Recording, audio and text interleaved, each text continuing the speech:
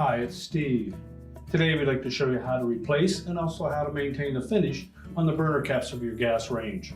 It's a really easy repair. Let me show you how we do it.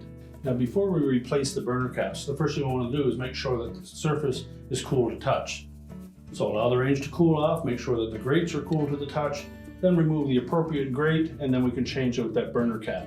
Now to maintain the surface of that burner cap, we suggest that you wash it only in a mild detergent and water and use a plastic type scrub pad to remove any built up dirt.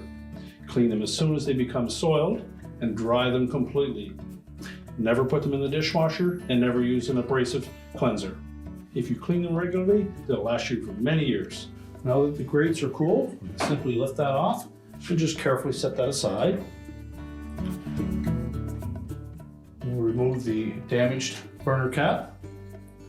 We're simply going to set the new one in place on top of that burner, make sure it's centered.